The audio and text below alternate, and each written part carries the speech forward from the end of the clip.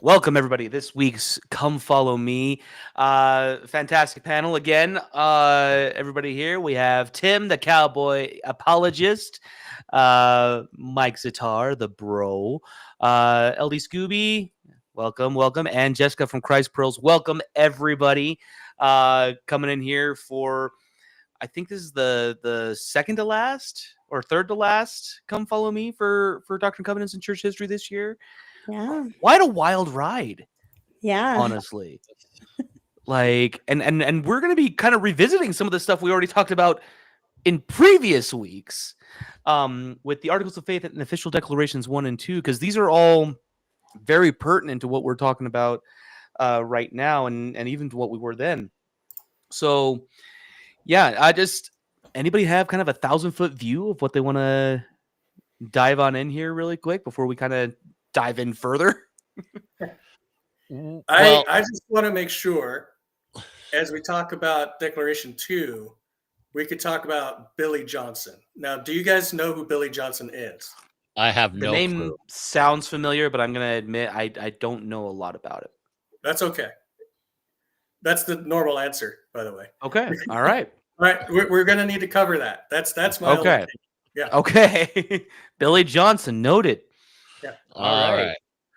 I think for me, I think of anything about the church. I think the Articles of Faith succinctly defines our doctrine, and it gives us the understanding of the core beliefs that we are to hold to, and it just synthesizes everything that we hold true as far as the restoration of the gospel. And I think it just really gives that definitive reality of this is the basic essential beliefs that we have. I kind of see it as a way of uh our version of a systematic theology, and breaking it down to the simplest format of how to come to understand what it is that we believe and teach. Yeah.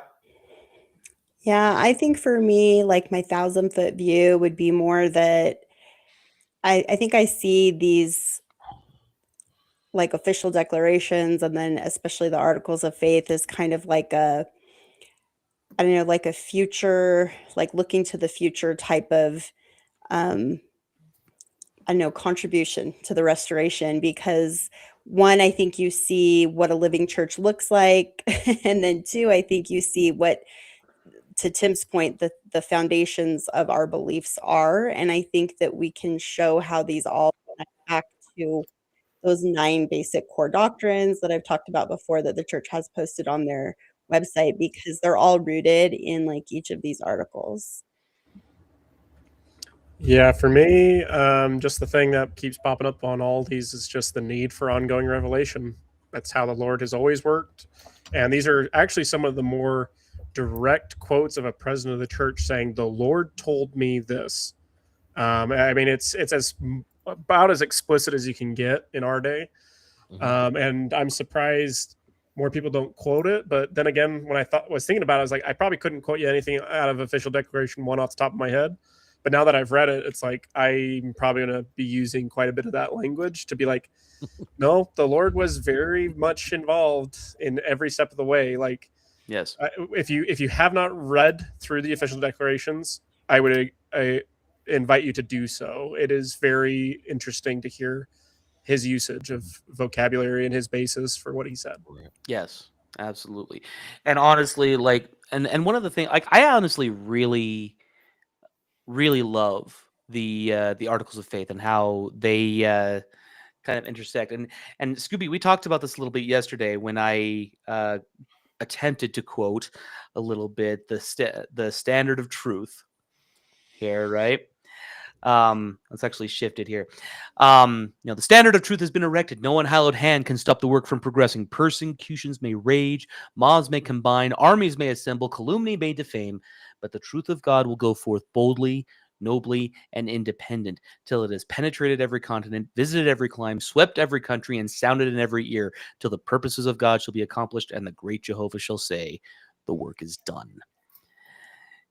this was one that I actually had memorized on my mission, and since it's been so long since my mission, I don't really quote it all that often, but it's one that I actually do appreciate. And the Articles of Faith, having come from the Wentworth letter, this is one of the things where I think a lot of people tend to not really recognize this. This precedes the Articles of Faith in the Wentworth letter, like you pointed out in our live stream yesterday, Scoop. So, yeah, I think this is something that is very pertinent, and it also is that fulfillment of prophecy, because in all honesty, it is a prophecy that Joseph gave, and I think that's one of the things we need to recognize here. So, anyway, there are 13 of them.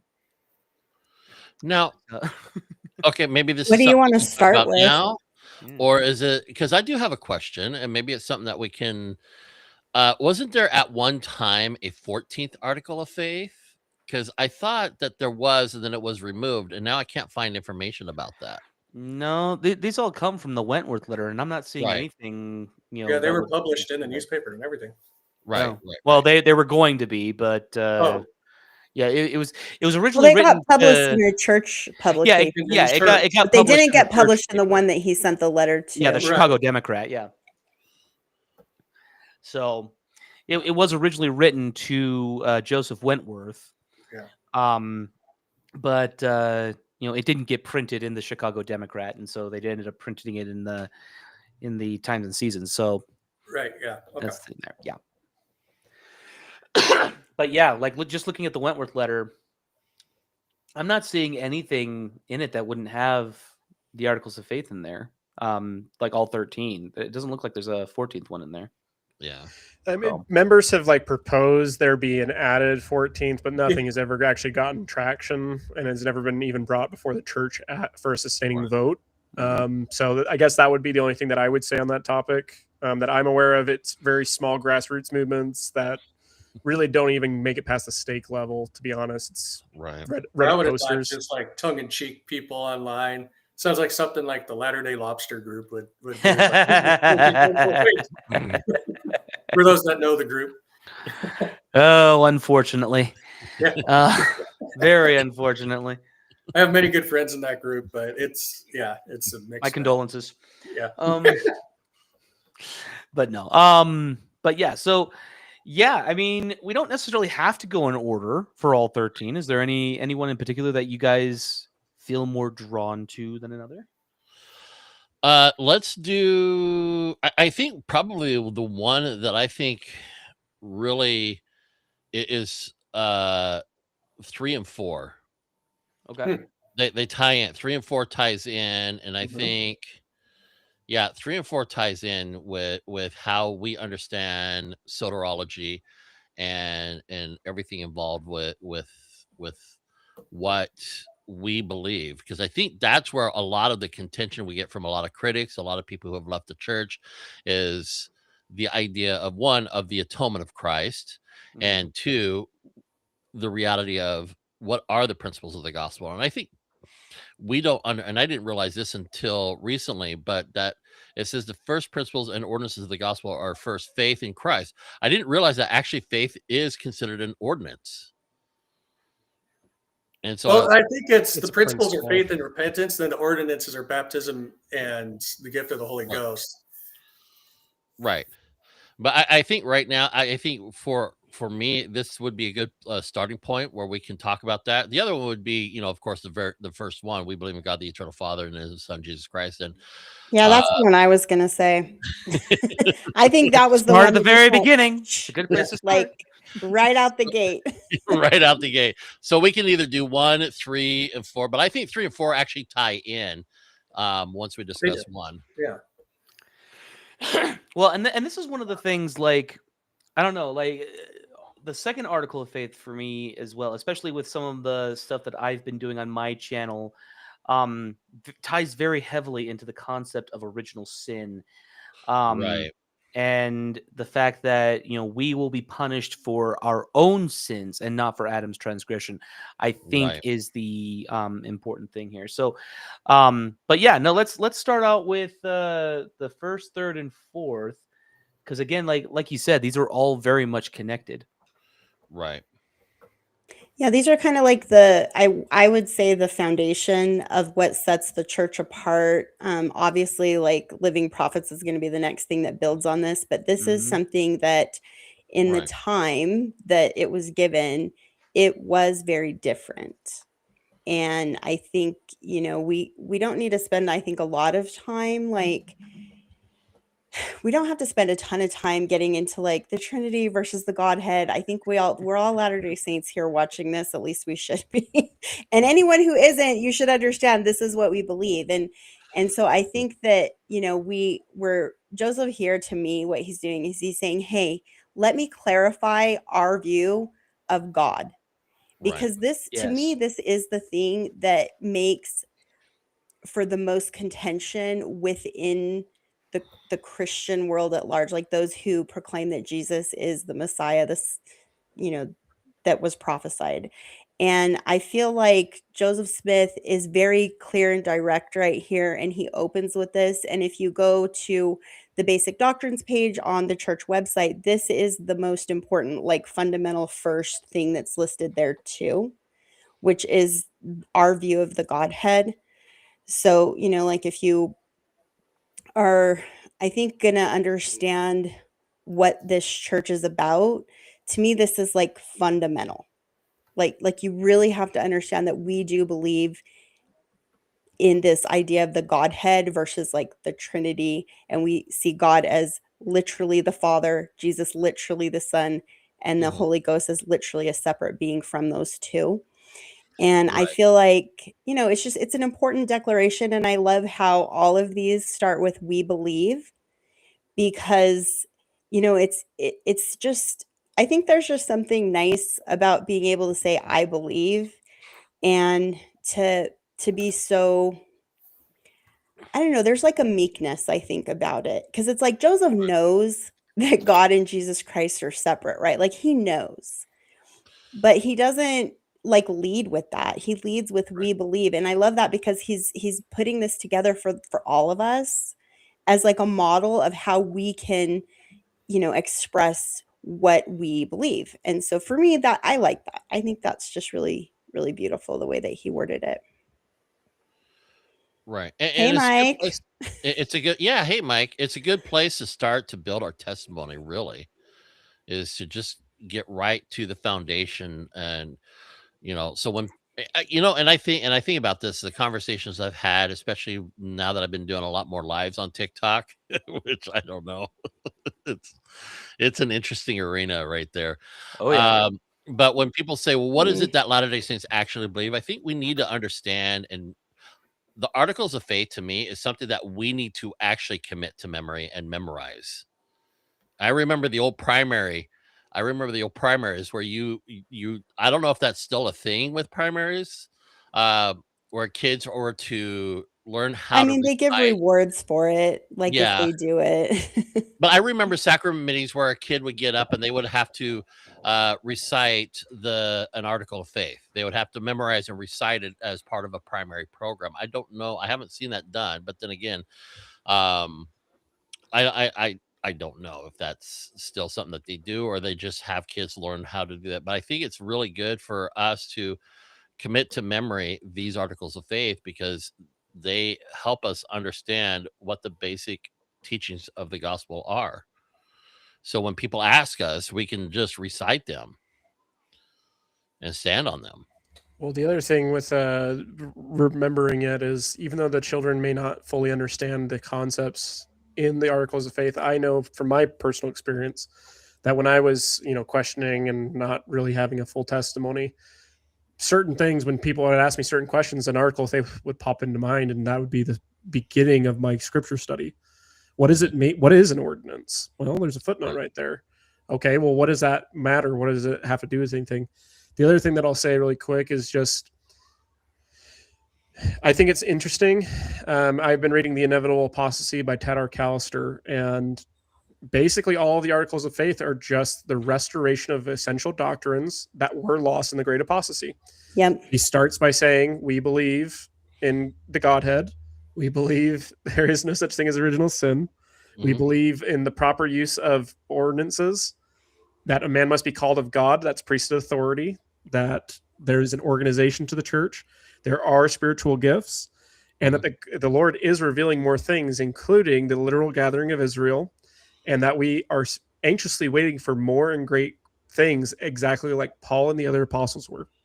Right. And Yeah, and he even alludes in that actually to like all the Old Testament prophecies about the gathering of Israel and the second coming of Jesus Christ.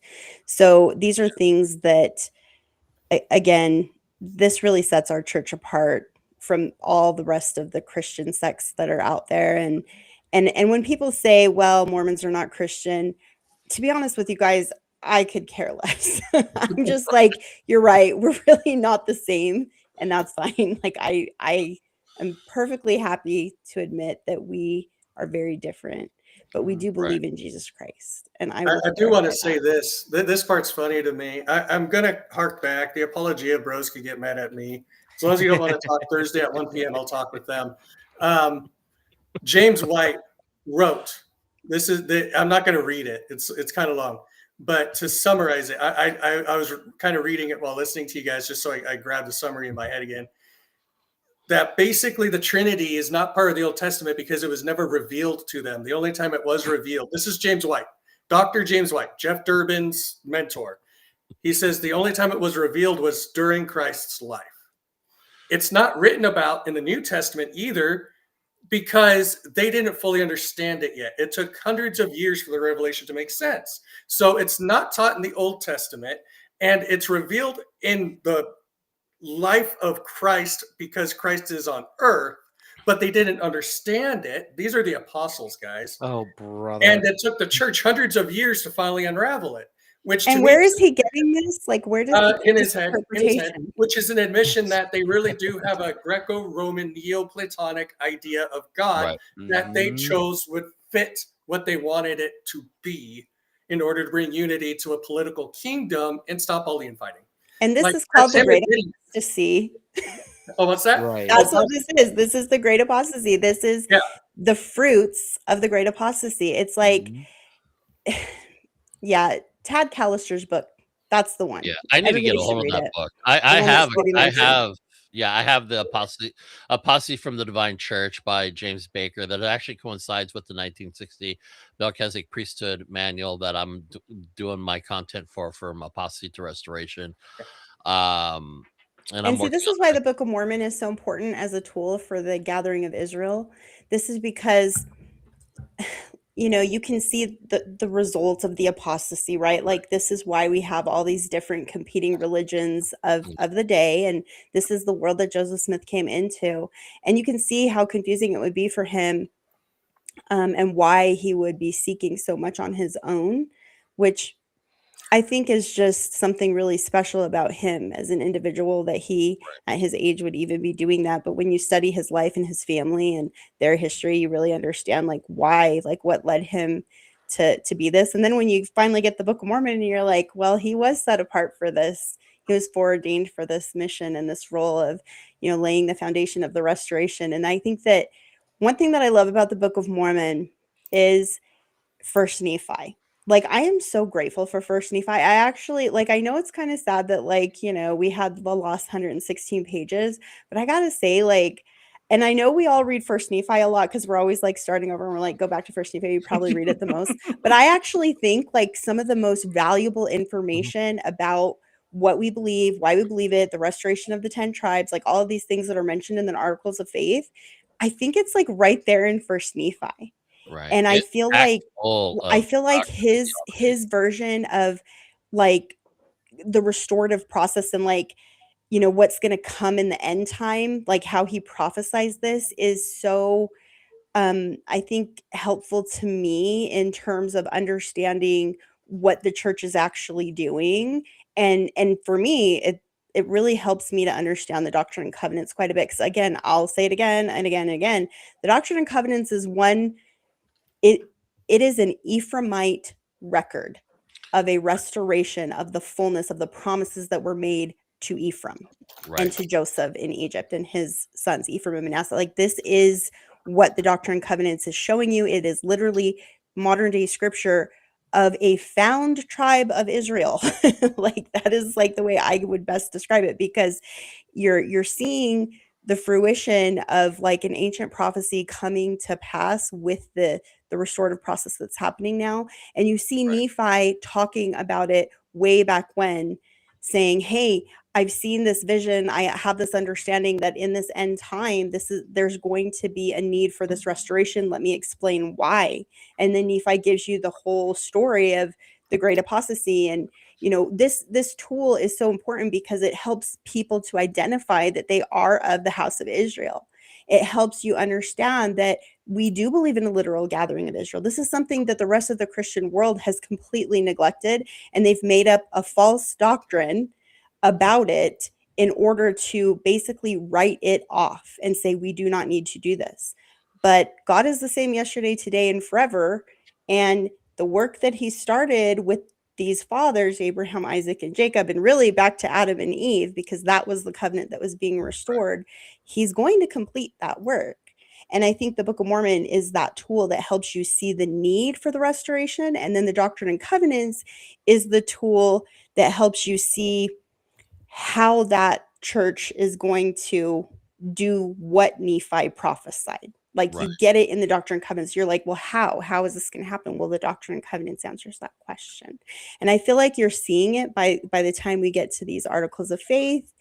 And I think even with the official declarations, because you're seeing the work in progress, right? Like you're seeing, what does it mean to have a living prophet? Right. Well, and one of the things that is sometimes thrown at us, how especially when it comes to Joseph Smith's first vision, right, where the Lord explicitly declares very boldly that the creeds are an abomination in his sight. Well, a lot of the times people will throw this like, well, the articles of faith are creeds only by the most literal of definitions, but not in the same way that the creeds were ultimately established by the ecumenical councils, going on through the centuries. These weren't decided by committee. They weren't decided by democratic vote. Right. These were declared by a living... Right, or violence. I mean, given the time of year here, I mean, not too many people know that Saint Nicholas was actually a pretty... Yeah, didn't he punch somebody because? Oh yeah, he punched Arius out. He went into fisticuffs. Right, but the Articles of Faith were something that was given to us by revelation. These were someone who had the authority to declare as such. And that, I think, is something to keep in mind here, is that these weren't decided by fiat. These weren't decided by...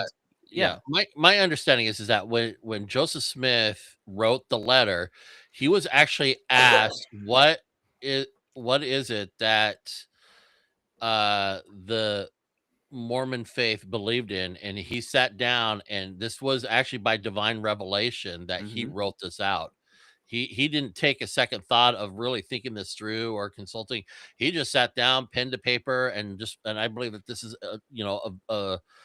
the reality of divine revelation, how divine revelation worked. And I have Stephen Smoot's commentary on the Articles of Faith. I don't know if you guys seen that or read through that. Yeah. Smoot's and it's awesome. interesting. Yeah. Yeah, but but that's the thing though, is that again, these declarations of belief, the only way they'd be considered creeds, again, is by the most strictest of definitions, where it's just a statement of belief. But the problem is that, again, these weren't decided by vote, violence, or any of this or any of the such. That's the thing that we need to recognize here. And it's the same thing with the official declarations that we're going to be talking about a little bit later here. But again, the very simple statement at the very beginning: we believe in God, the eternal Father, and in His Son Jesus Christ, and in the Holy Ghost. It doesn't get any simpler than that. That's the thing.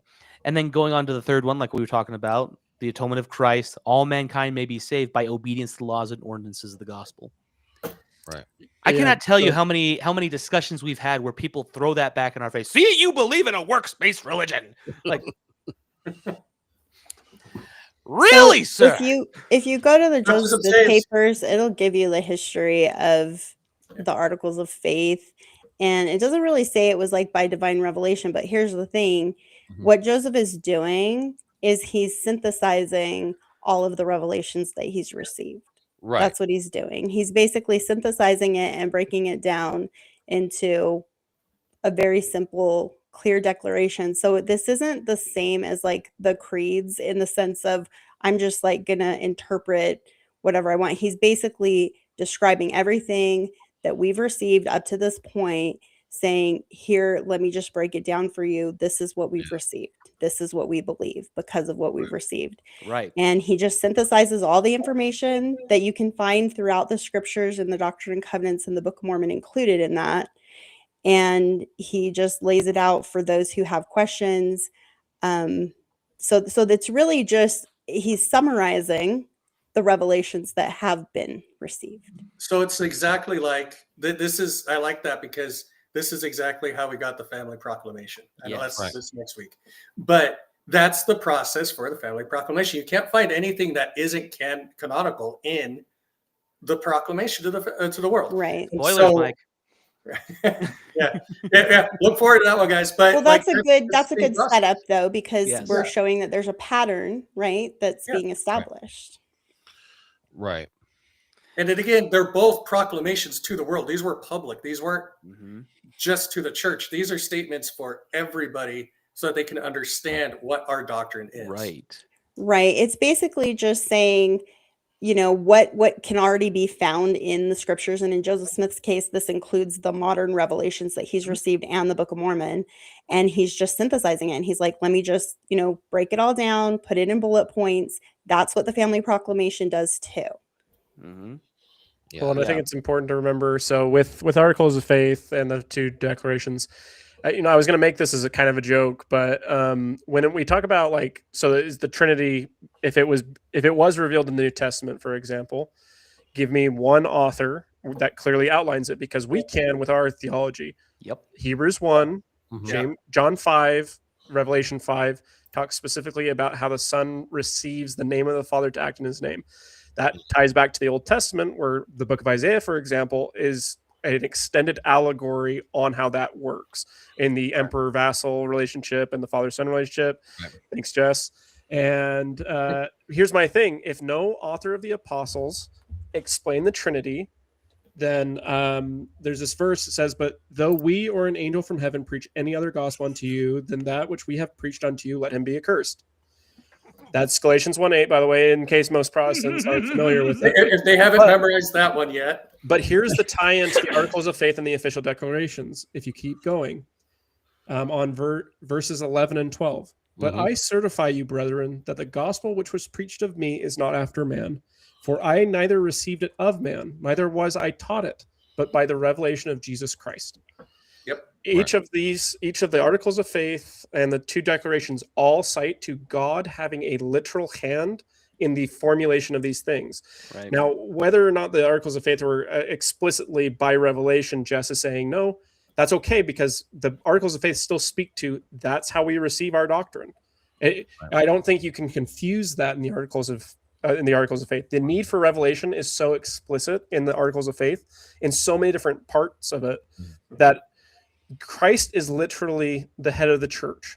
Right. And he calls servants and they glorify God in him, which is how Galatians 1 actually ends. Paul says that, and they glorified God in me. Joseph is not inventing this out of whole cloth. He's not just saying things because that's what he wants. He is literally doing God's work.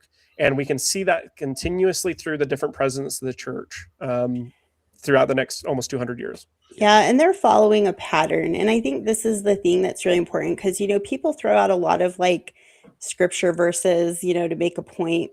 And the problem with doing that is you can see when people are using scriptures that way. And this was the thing that was driving me nuts about Isaiah 43:10 and 44:6 and all of the nonsense that was being spewed about this, is that you are literally taking it out of context. Yes. And I think that when you put it all back in context and then you look at each book and what's being said in context, well, then you get a really beautiful picture, a very clear one. And it's very easy to see that what's happening here with this restored church and this restoration was literally prophesied thousands of years ago. Like, it's so hard to not see it. Once you see it, you cannot unsee it. And Right. this is the thing that I think maybe those who are evangelizing to us and trying to help us see the error of our ways in their view is that there may be Latter-day Saints who don't quite have that vision yet. They might not see that big picture. Maybe they have not been able to cross-reference enough to be able to see that, you know, this is really truly consistent from the beginning to the end in all books of scripture across our canon, and including the apocryphal scriptures, because you can find a lot there that really adds to this. But I feel like when you do finally see this, you cannot unsee it. It's like the Right. scales are pulled from your eyes. You can see it. And what I mean by that is Isaiah, for example, he has a very beautiful literary work that Mhm. he has done. And one thing that we get in the Book of Mormon is we can see that Isaiah 1, 2, and 3, that like secular scholars tend to call out, is he references all parts of Isaiah. This is 600 BC in that timeline. And so you can see that he has the words of Isaiah, and you can see that he's referencing them. He talks about them. He has several chapters quoted that pertain, in his view, to those things that are pertinent. And, you know, this is another thing where it's like when you see somebody talking about Isaiah 43:10 and Isaiah 44:6, and they're using it to describe their view of the Trinity, well, this does not follow with Isaiah's whole prophecy, okay? Because from the first chapter to the last chapter, this is a prophecy that other prophets in the New Testament, specifically Jesus himself, are quoting. Like John the Revelator quotes Isaiah like over 300 times. So it's like you can see that there's a prophecy. It's literally a chiasmus. It has a bifid structure. It has a 7-part structure. It has, you know, this center point, which is Jesus Christ, that establishes all the types for all the end time prophecies. So it's like everything leads up to Jesus Christ, and then everything leads up to him again. Right. And I think that this is the thing that, like, when people are quoting Isaiah in this way, you can tell that they don't understand Isaiah. They don't understand it. Because if they did understand what that work is that they're looking at, then they would know that you can't interpret it that way. Because Isaiah, he actually gives you the definition of these things. He gives you the interpretation. And he Right. has a very strict set of, I think you could say, literary devices at play that help you obtain this like coded message in Isaiah. And the Book of Mormon really helps with that a lot, because Nephi gives you a lot of interpretive keys that allow us as Latter-day Saints to be able to go through Isaiah and really see that. And I think that the rest of the world, they may not really understand Isaiah, because if they did, they would realize that he has already given you an interpretation, a very strict definition. He's established a certain type of covenant structure that he's talking about. It is the vassal king structure. And he also has a marriage covenant structure. He has that bridegroom motif going on. And these two motifs are very important, because all the other prophets who are quoting Isaiah, they're using it too. They use those two motifs too. Can I also And the Doctrine and Covenants does too. Right. can I just point out really quick, if Joseph was making up the Book of Mormon, you wouldn't be using Isaiah to do it. It is No. far too complicated. And you wouldn't use a form of Isaiah that wasn't the Septuagint. He uses the Masoretic. Now, does anybody know why that's a problem?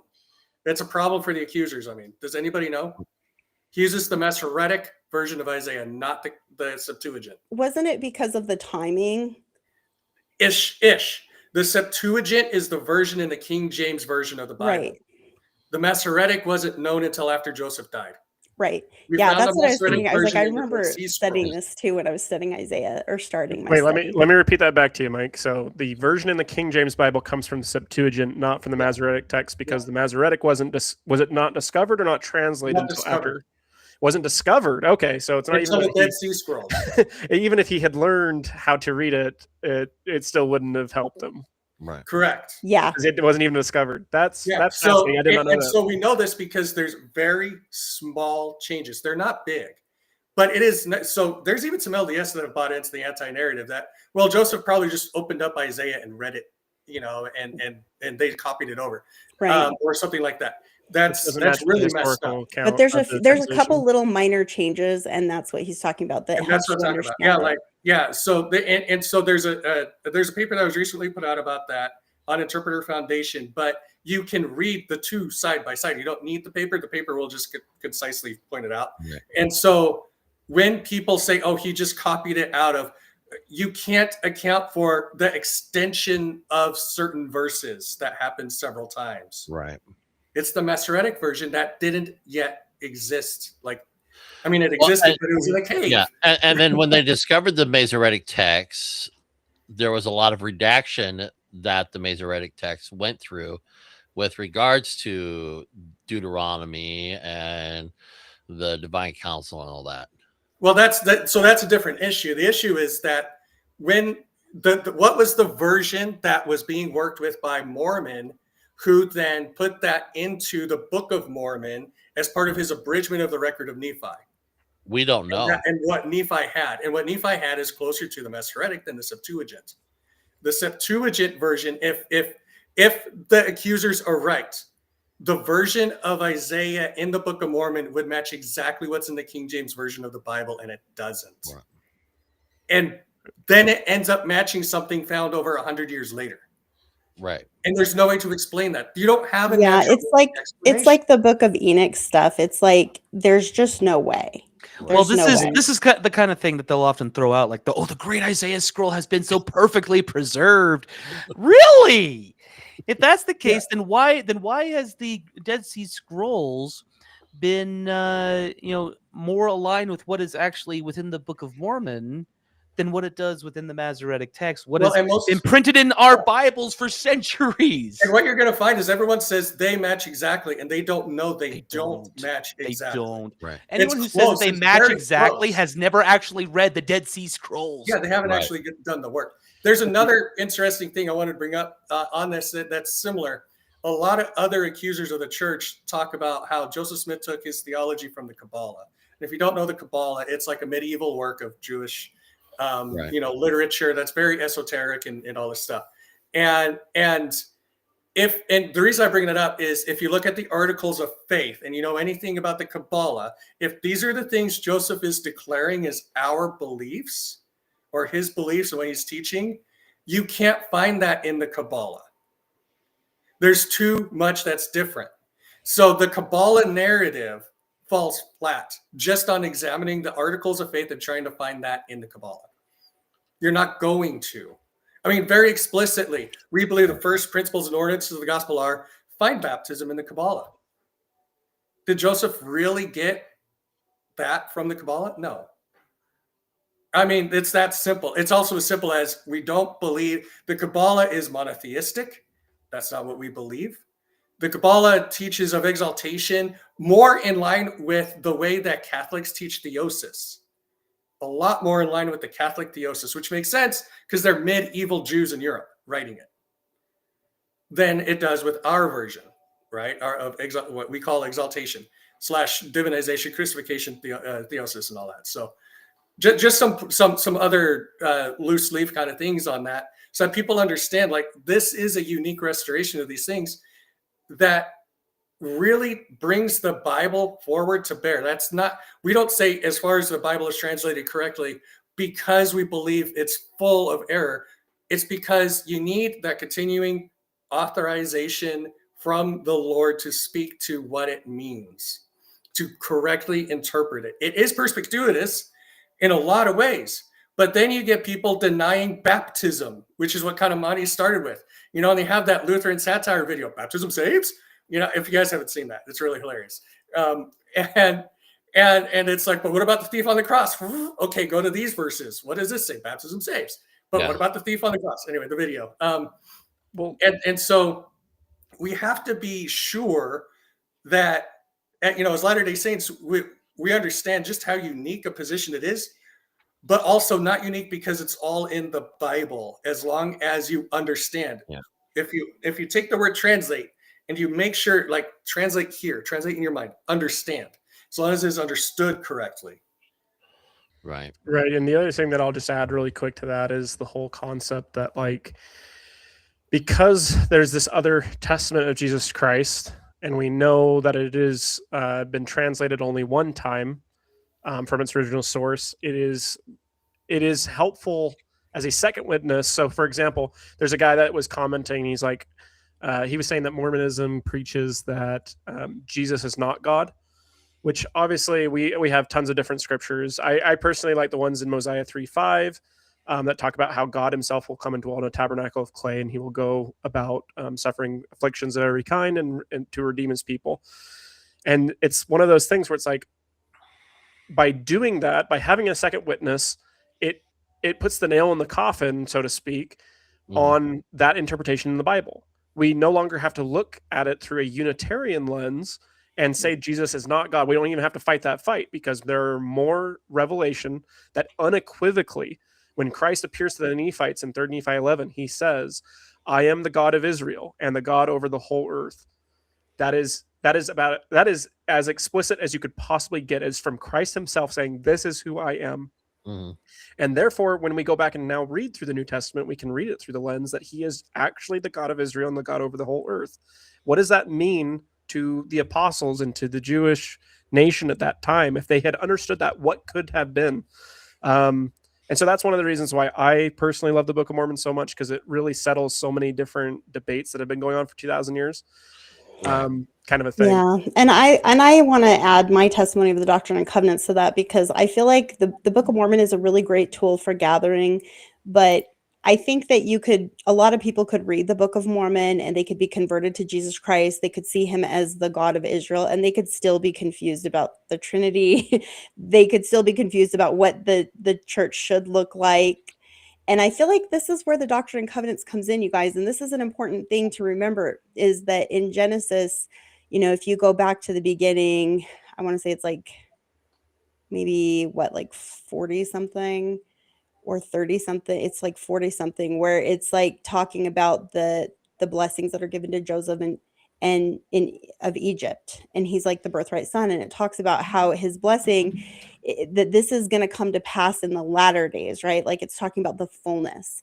And I think that this idea of fullness is it's super esoteric too, but we tend to think it's the fullness of the gospel and that we have that. And this isn't actually true. And this is like what I would call a Mormon myth, because we have the foundation. And I think you could call, like, I look at this as an ongoing restoration, like President Nelson has often said, because there are still things to be restored. And what I like about the Articles of Faith is that it's actually talking about those things that are going to be restored. And what I love about the Articles of Faith too is that it's looking forward to that millennial day when all that knowledge that has been lost for millennia will be restored. And for me, this is like a really beautiful doctrine that we have, because there are so many things that I want to know that have yet to be revealed. And I feel like this whole discussion of like official declaration 1 and 2, this is some of the stuff where it's like there are so many questions that we all still have about the work of the Lord, the hand of God in the lives of these like pioneers and in our lives, and what eternal life really means, what it really looks like, what eternal family really is, why we have this belief. And I feel like the Articles of Faith teach me that there's so much more to come. And the Book of Mormon does too. I mean, it does, because it talks about all of these prophecies, and it helps, it speaks to the Old Testament prophecies and gives you clarification on what these are really talking about. And it's talking about Article of Faith number 10. That's what those like Old Testament prophecies are talking about. It's talking about, we believe in the literal gathering of Israel and in the restoration of the 10 tribes, that Zion, the New Jerusalem, will be built upon the American continent. This was the land that was promised to Joseph in Egypt and his posterity, that Christ will reign personally upon the earth, and that the earth will be renewed and receive its paradisiacal glory. Can I pause you real fast for a story? So this was in my mission, but not during the time I was there. Okay. So President Nelson, not yet prophet, he's visiting, and of course his wife is with him. and they're in a meeting of the saints of just the women. It's a women's conference in Moscow. My mission was Moscow, Russia, I guess. And she asks everyone, she reads off each name, stand up if you're from this tribe. And she goes through all the tribes. She named all 12 and people stood up. Well, it was 11. And then they got the 12th one. She got the 12th one when she was leaving. And Oh, that's somebody right. That's right. remember, because it was Levi. It was like they didn't have Levi, and then somebody came and was like, yes, that's what I'm sorry. Yes. Yep. So you've seen and read that, yeah. So or maybe it was Naphtali. Was it? No, it was Levi. It was Levi. Was the one that it was came at the Levi, end. and so they ended up with all of them. I had a companion that was Asher and a different companion that was Gad. How random! How random! One was Mongolian, he was Gad, and the Asher one was from Armenia. By the way, I had a buddy. He was from Benjamin. And Benjamin are the warriors, by the way, and he was a hypochondriac, which was the funniest thing I've ever heard. That would be a hard thing to be. Man, now I kind of wish I asked all my companions, what tribe are you from? Although it's likely they all would have been Ephraim anyway. Oh, So, I mean, yeah, Right. well, I mean, that's what happens when you serve stateside. I always think of that do you guys remember that old movie Singles Ward? And there was that one creepy dude, and he was like, "What tribe are you from?" Oh, and every time like somebody talks about it, I always think about that. Have you ever gone? If you haven't seen Singles Ward recently, go back, because there's that part where they break up because he's doing stand up about the church. If you listen to the jokes he makes, they're the most vanilla jokes you could possibly make. He's far from an Exmo or an anti on his set. It's so funny. I like bringing it up though, because the literal gathering, and I think there's a lot of people in the church, they don't understand we mean literal is literal, not some kind of, well, by getting baptized you join the covenant. You do, but you get adopted into Ephraim if you're not naturally another tribe. Right. We are naming the other tribes, guys. We're not just giving patriarchal blessings that say Ephraim to everyone.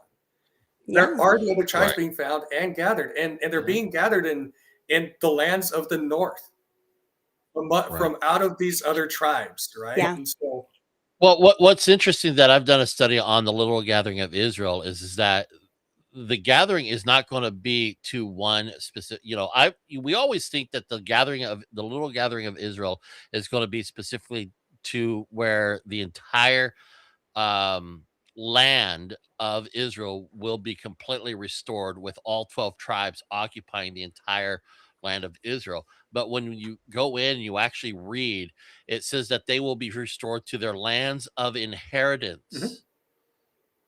So it's not just Israel, it's that, and this makes it very, you mean modern day Israel on the map. Yeah. Right. I'm not talking about, but when you look at the way the prophecy is, there's a reason why the people of Israel was dispersed throughout the nations. And that is so that they can possess their lands of inheritance. Mm-hmm. And I don't know. Well, eventually the whole earth is going to be a place of inheritance for the whole house of Israel. And that's like John the Revelator's vision. So like at the beginning. That's what I'm talking about. Yeah, that's what I'm talking about. That they had to actually be dispersed so that they can then go to their lands of inheritance that have been promised. And what are they going to bring forth? They're going to bring forth their records. Mm-hmm. Well, and this, I think, kind of is a good segue into Official Declaration 1. Talking about no, it is because going back to just a few weeks ago, going into section 132. Right. What was the purpose really behind plural marriage? A lot of people want to make a lot of these icky little things connected to them, but that wasn't really the intent at all. Even during Brigham's time, right? The concept of plural marriage was the joining of the different houses of Israel, just like in the medieval times. They were like dynastic unions that were doing they were making a broad foundation. You can see this across the generation. It's like within a generation, and then it goes vertical. Right. And Kimberly Watson Smith actually has a really good presentation on this. I would really recommend that you guys go. You know her? Yeah. Oh, she's a good friend. I'm friends with Kimberly too. Yeah, I knew you know her. I didn't know if anybody else. Yeah. Kim's awesome. Yeah, I run stuff by her all the time. Oh yeah, Kim. Oh yeah. I think she gets the whole literal descendants thing, and I totally am on par with this too. that they believed that they were literal descendants of these tribes, of these houses of Israel. At Right. this point, it was mostly Ephraim and some Judah that was being gathered that we know of. And this is important because this, again, goes back to those original prophecies in Genesis, those patriarchal blessings and the promises that were made to the father. And so I think that when you understand that they viewed themselves this way, then it helps you to kind of have some context maybe for like why they would feel the way that they do about this principle, and how they might have seen it pertaining more to like covenant theology and a covenant that's neat, like priesthood rights, priesthood covenant. Like they viewed that as both like a, I don't know how to explain it, but like Mike was saying earlier, it's like it's not that they're just getting baptized in and then they're the house of Israel. It's like they believe they were literal descendants of the tribes of Israel. Mhm. And so there's like a Right. work being done here to kind of establish, I guess you could call it like a root system, maybe if you're thinking family tree motif, and to build that tree. And so I think that when you view it through the lens of like covenant restoration and maybe Isaiah 11 and Doctrine and Covenants 113 Right. and section 128, it's like you start to see that they are starting to get a bigger picture of how we're going to connect this human family. Right. Well, and this kind of, again, it ties into what what official declaration 1 is about, where it actually ends the practice of plural marriage, at the very least in the United Right. States, and then later church wide. And for the close to 50 years that plural marriage was being practiced within the church, this is something that actually that's very interesting. And yes, there is some political push in this direction, but there's something to be said about Wilford Woodruff's uh, excerpts regarding the declaration that I think is pertinent too. But the Right. the declaration itself, um, basically is the very first paragraph is talking about the Supreme Court and how it's Right. essentially upholding the Edmunds-Tucker Act. Long and the short of it Right. here. And then starting the second paragraph, I therefore, as president of the Church of Jesus Christ of Latter-day Saints, do hereby, in the most solemn manner, declare that these charges are false. We are not teaching polygamy or plural marriage. We're not permitting any person to enter into its practice. And I deny that either 40 or any other number of plural marriages during this period have been solemnized in our temple or any other place in the territory. One case has been reported in which the parties allege that the marriages were performed at the endowment house in spring of 1889, but I have not been able to learn who performed the ceremony. Whatever was done in this manner was without my knowledge. In consequence, this alleged occurrence in the endowment house by my instructions was taken down without delay. Yeah, that's a pretty big thing that happens. The endowment house being taken down. And the excerpts regarding the manifesto, I think, is something that's very, very pertinent here. The Lord will never permit me or any other man who stands as president of this church to lead you astray. It's not in the program. It is not in the mind of God. If I were to attempt that, the Lord would remove me out of my place. And so he will any other man who attempts to lead the children of men astray from the sacred oracles of God and from their duty. It matters not who lives or who dies. It is who's called to lead this church. They have got to lead it by the inspiration of Almighty God. If they do not do it that way, they cannot do it at all. I have had some revelations of late, and very important ones to me, and I will tell you what the Lord has said to me. Let me bring your minds to what has been termed the Manifesto. The Lord has told me to ask the Latter-day Saints a question, and he told me that if they would listen to what I said to them and answer the question put to them by the Spirit and power of God, they would all answer alike, and they would all believe alike in regard to this matter.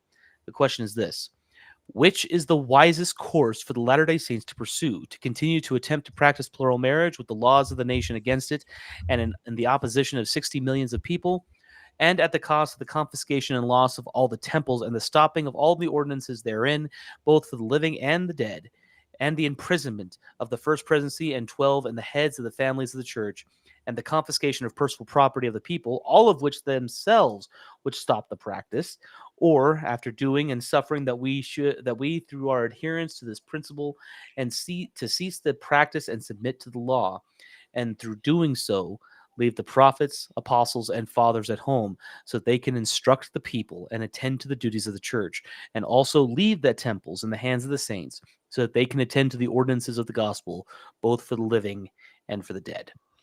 So, question, because we get a lot of people who will use this as a means to attack, saying, well, you mentioned it earlier, that that there was some political motivation behind this, and our critics use that, people who have left the church will use that. What I Going back and having read and studied this, for me, it was like there was a very high degree of concern of, hey, look, you've called us to engage in temple ordinances, and here's the reality of the situation. If we continue to do this practice, they're going to take away the temple. They're going to confiscate everything, and we're not going to be able to fulfill the commandment. We already So, did. so you know, they guys. answer this actually in the Come Follow Me lesson. They Yeah. answered this question, Yeah. and Yeah. what they do is they refer you to some supplemental material. It's in the Revelations in Context. It's called the Messenger and the Manifesto Official Declaration 1. And in this, it explains what Wilford Woodruff's, I guess you could say, revelation or feeling or inspiration was. But he felt inspired that this had to do with Section 124 of the Doctrine and Covenants, and that it was the same type of thing that was happening, which is basically going back to why they didn't build the temple in Missouri. And it was because of the opposition. It was like it had become so intense. And so what ended up happening was the Lord accepted their offering. And so Wilford Woodruff actually quoted this, and then even George Q. Cannon quoted this in the General Conference, where they were sustaining this official declaration, and this manifesto had been read previously, and George Q. Cannon had, like, several of them helped like work out the language of the manifesto, but Wilford Woodruff had written it, and then he invited the brethren to come and like add any other additional thoughts or whatever. And so it gives this whole process, and basically what it comes down to is that Wilford Woodruff felt that they were in a similar situation as what they were in Missouri. And it basically came down to covenant preservation, because at this point, it was like if the church became disenfranchised, which they were already in the process of that happening, like this was literally underway, and this is what they were trying to safeguard against.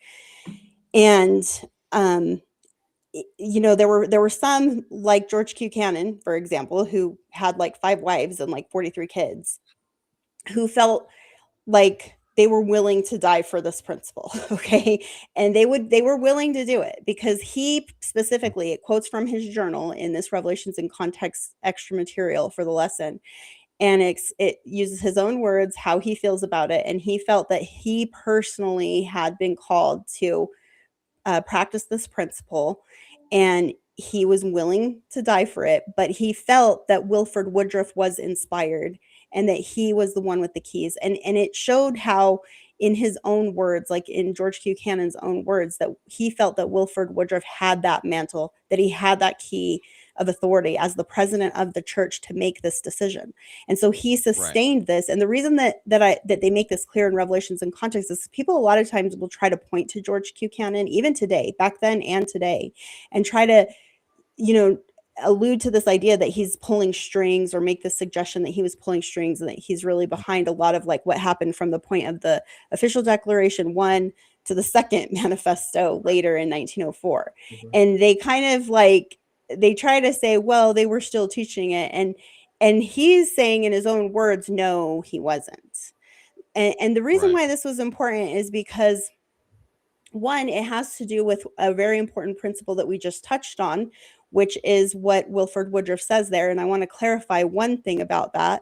So like, if you go back to what you just read, Monty, and maybe you want to pull this up, I don't know, because you might want to highlight this, but there's some specific wording here. And I think sometimes when people are criticizing this concept of where he says, the Lord will never permit me or any other man who stands as president of this church to lead you astray.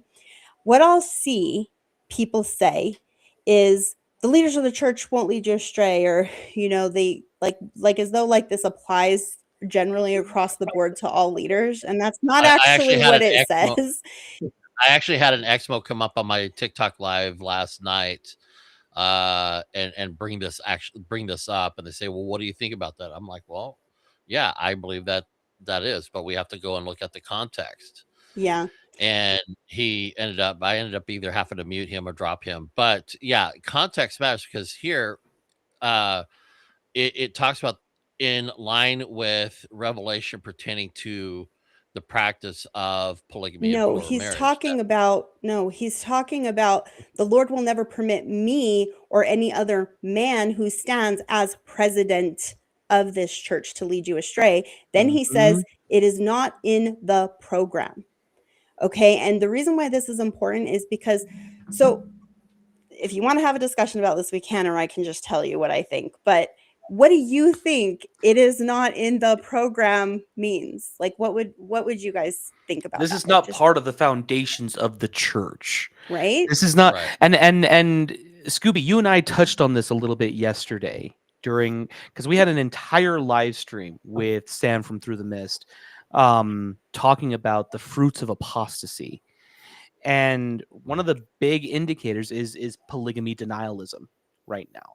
Well, and notice And who he's talking about, right? He's not Mhm. applying this all the way down across the whole body of the church. No. He's very specific in the language, and he says the president of this church. And Yeah. why is that? You guys, it's because there are prophecies about the last dispensation. And this is not in the program of those prophecies. It's because if you look at keys of authority, the law of divine succession, if you look at Doctrine and Covenants 107, like 91 to 92, 132 Mhm. 7, you can look at Doctrine and Covenants 27 13, 110 16, 112 15, 138 53 to 56 that we just covered last week. And you'll see that this is not in the program. Like it's, and you can look at Daniel 2:44, you can look at Ephesians 1:10, you can look at section 112:30.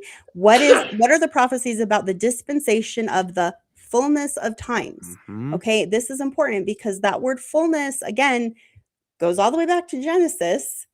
And this is really important to understand because when you see what the promise is of the fullness of times and the fullness of the gospel and all of these things that are associated with this concept of fullness that has to do with Ephraim's birthright and all those things that I just mentioned, then you understand what he said here is absolutely 100% true. It is not in the program. Well, there's something Yeah. also very interesting too about like from this very paragraph, right?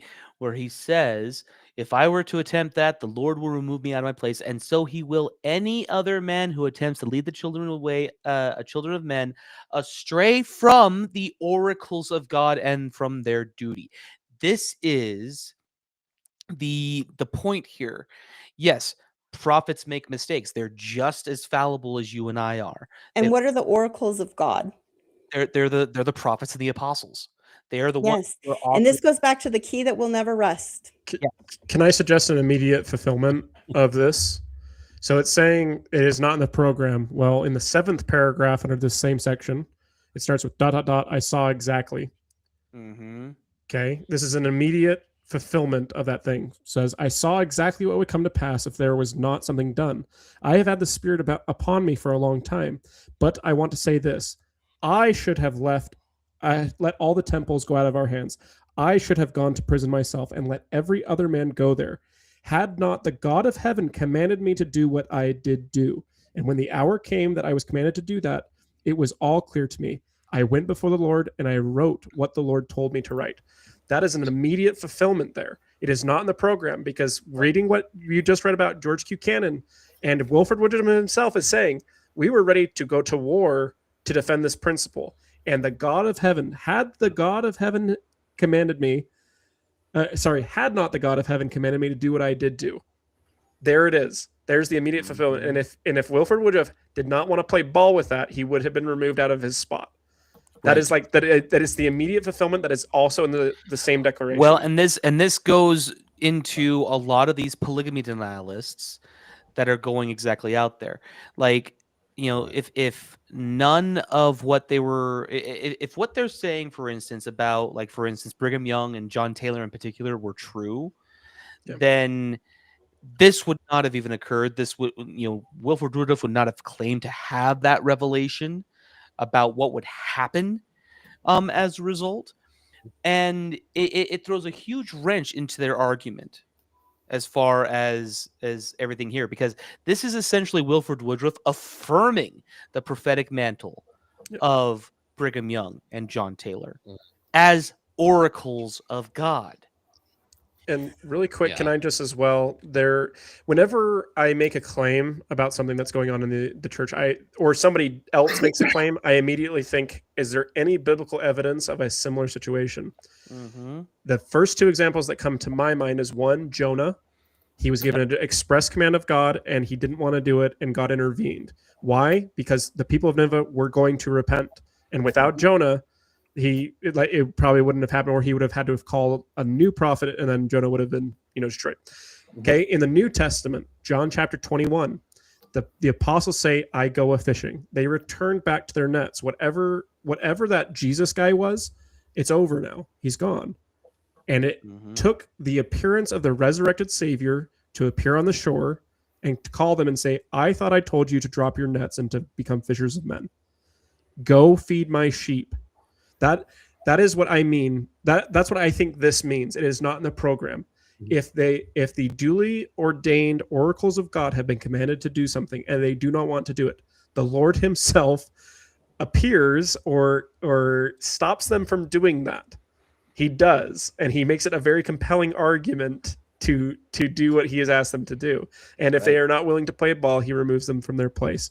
Luckily, I don't think there's much evidence to support any prophet that I'm aware of where someone has removed out of their place outside of like the immediate context of like Thomas B. Marsh or Judas and people like of that nature. But this is specifically in reference to the president of the church, as Jessica pointed out. And I want to keep that. Yeah, and it's pointing to the law of divine succession, which we talked a little bit about in the past. And I had referenced a couple of talks that are really helpful. One's by Bruce R. McConkie and the other one is by James E. Faust, where they both give the history of this divine succession.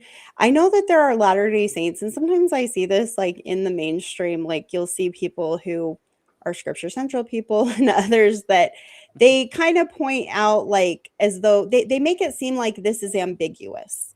Now, that's their opinion. I don't really think it's more than an opinion, because my personal feeling is you can see this in the scriptures.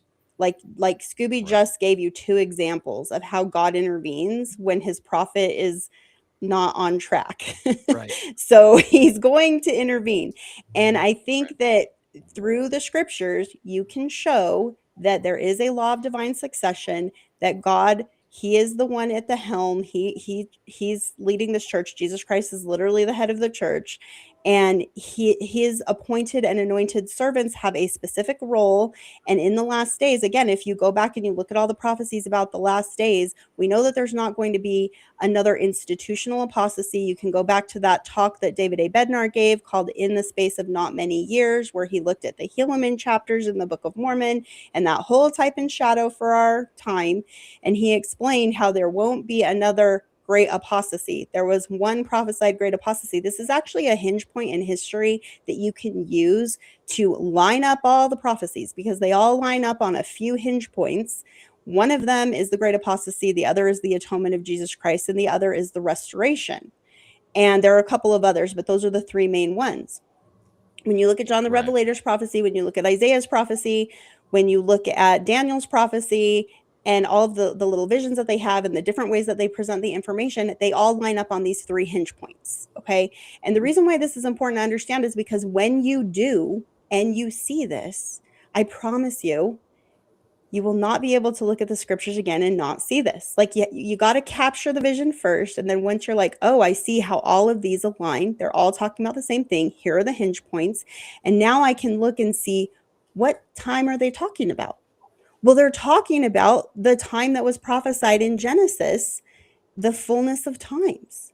That's what they're talking about. So now what is the sign of the dispensation of the fullness of times? Well, it's the coming forth of the Book of Mormon.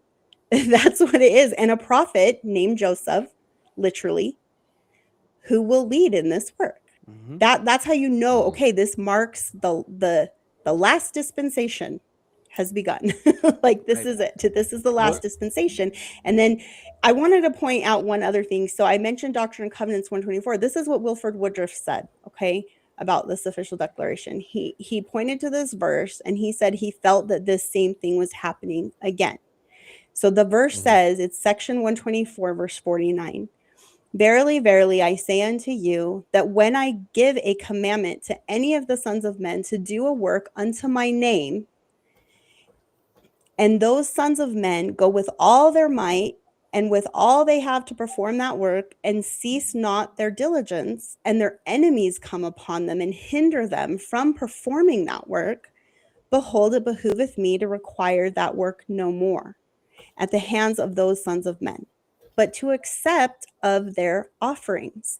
Now, I want to point this out again, because for anyone who didn't see what when we were covering section 132 of the Doctrine and Covenants, I feel like, especially if you're a woman, you might look at that and you might be like, oh, well, I don't really like that, because, you know, you get this impression that the only reason that they stopped plural marriage is because the enemies of the church were coming after them, and that's what put a stop to it.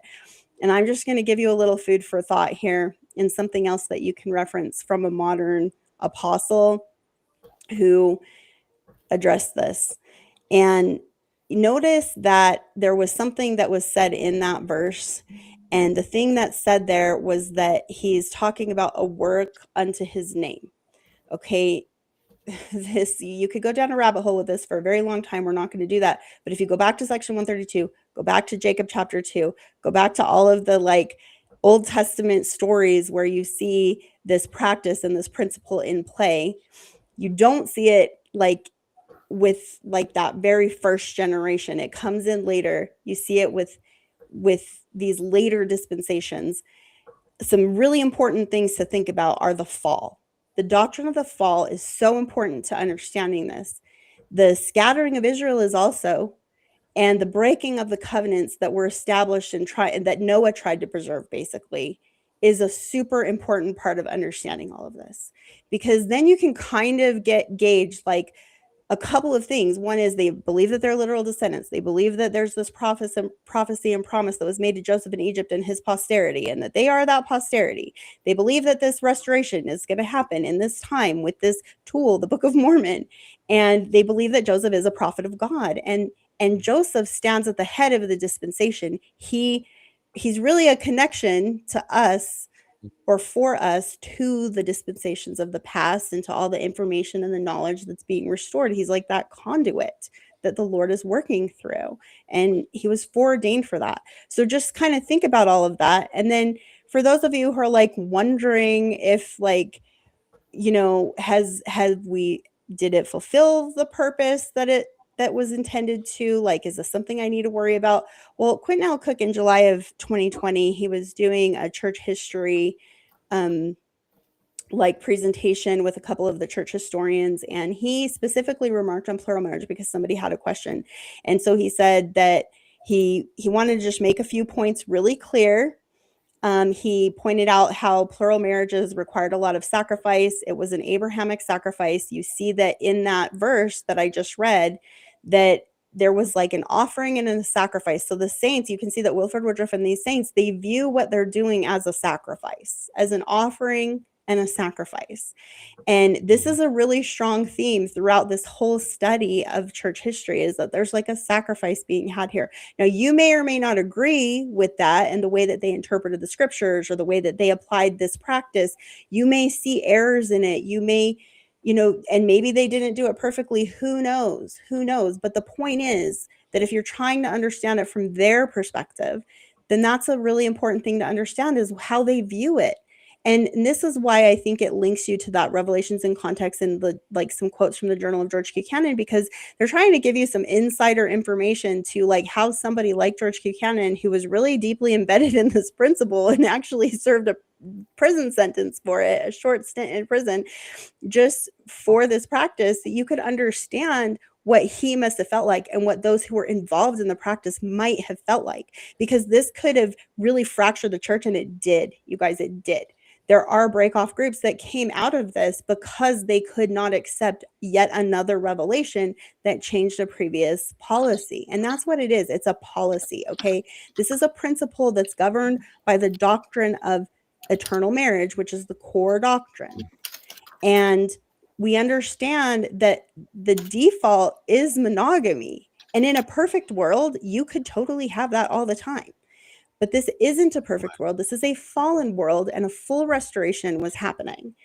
And so we're not just talking about like preserving a righteous remnant out of a group. We're talking about restoring a righteous remnant, like a full-on restoration. And this is an important thing to understand. So Elder Cook, he addresses some of this, and he's talking about the Abrahamic sacrifice aspect. And he's like, you really got to understand this. We should honor them for the sacrifice that they believed they were making. And then 2, he points out Violet Kimball and how she received personal revelation even before she had been told about this. Like, she had received a revelation that this was coming. And there are other stories like this. He just points out one that's more notable because of the timing of it. But a lot of people had testimonies that this was something that God wanted to put into place. Now, whether they had to do it through marriage, whether they had to do it a certain way, who knows? All of the sealings were still being worked out at this point. I mean, we have so many sealings that don't really make a lot of sense to us today that we still are trying to understand. But I think you can see that they're trying to figure out what is the commandment in section 132. We always think it's plural marriage, but I'm going to propose that you look at that through the lens of section 128, which section 132 clearly links to. Because Joseph, at the end of section 128, he says, hey, more's coming on this idea of welding links. Okay. And then what do we get? We get section 132 and section 138. And that finishes out the Doctrine and Covenants.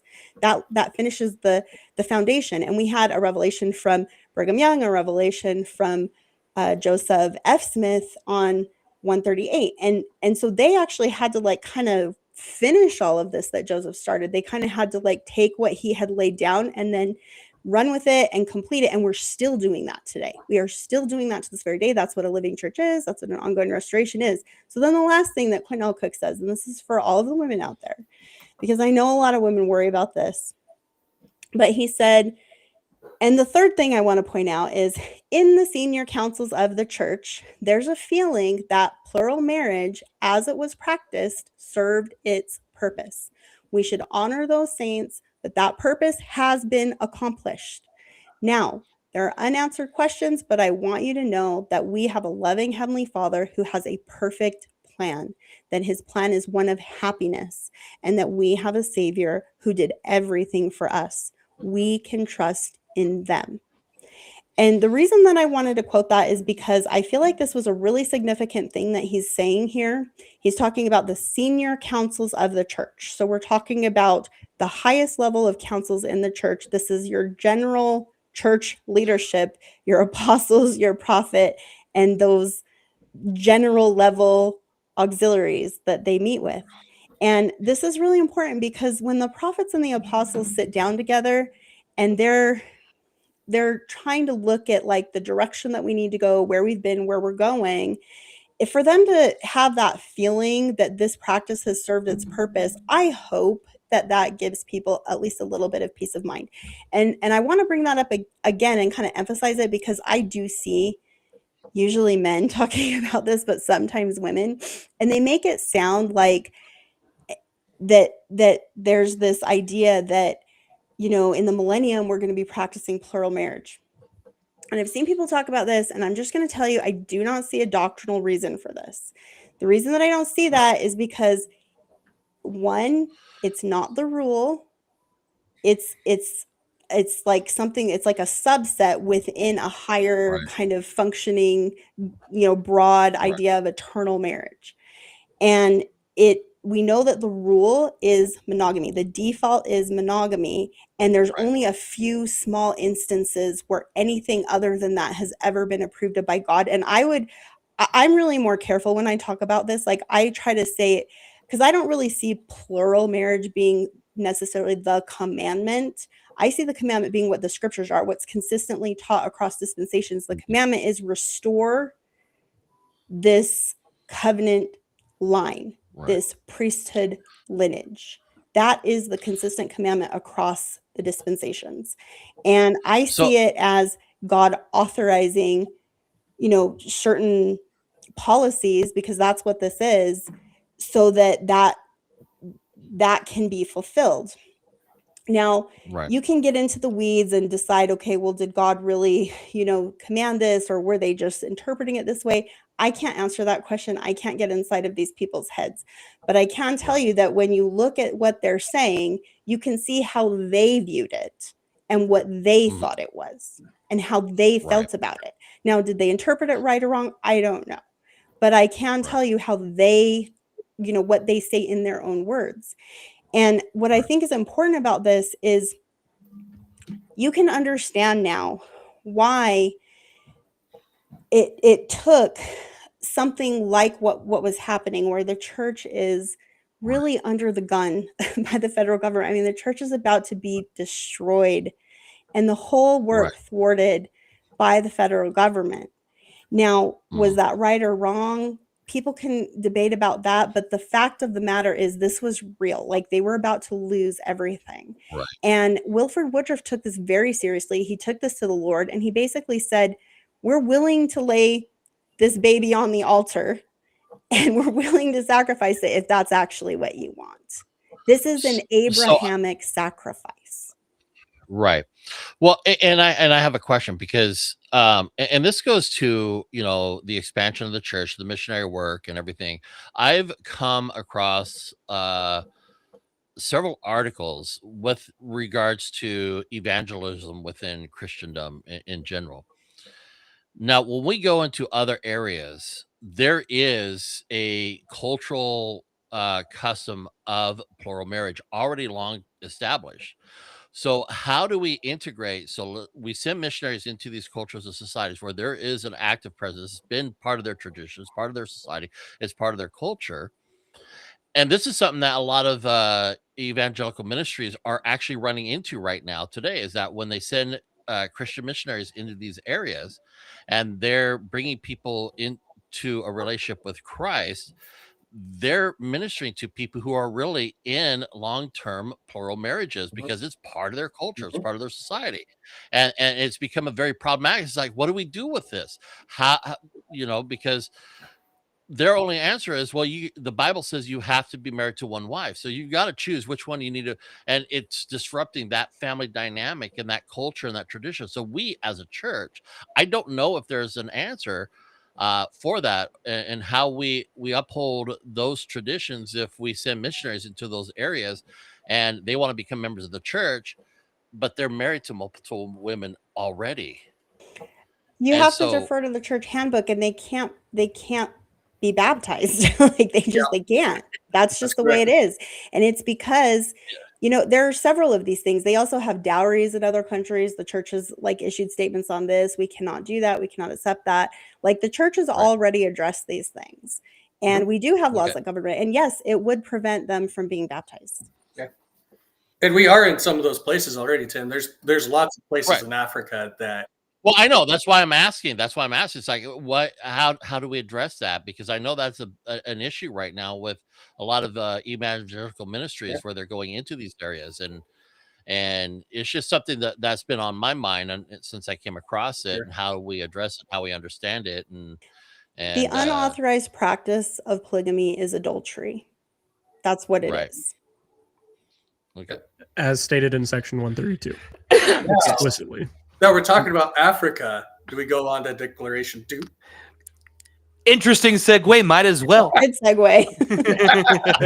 It is 10:30. Do you guys want to get into the whole other Let's- declaration, or Let's do it. I mean, we spent a lot of time on both the Let's Articles do of it. Faith and Official Declaration 1. I think we should round it out. I just want to make So- sure that we get to talk about Billy Johnson because Why don't you tell us about that first, Mike? this Because has I'm been one of the curious where best you're going with ways this. to get people to understand. Okay, so right now there's a lot of chatter because this is the "Come Follow Me" lesson, right? About how people are saying words like atone. The church needs to atone for its mistakes.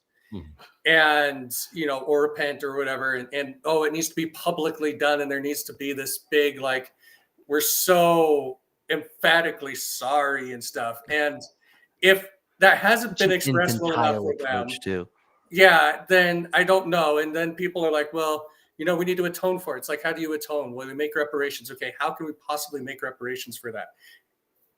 And these are people who aren't understanding how we make reparations for it. Because I'm not disagreeing necessarily with the idea of reparations, but what does reparation mean in the context of how we recover the people of the past? It's And vicarious work for the dead. That's what that means. Just saying. just kidding. You're right.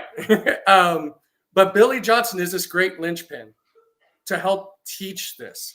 Billy Johnson was a Ghanaian, so he's from Ghana. And he was about 30 years old in 1964 when a friend of his came back to Ghana from being in England and had missionary tracts with him, which are the old gospel missionary discussions, okay? And together they studied them. They didn't yet have a Book of Mormon. They just had the missionary tracts.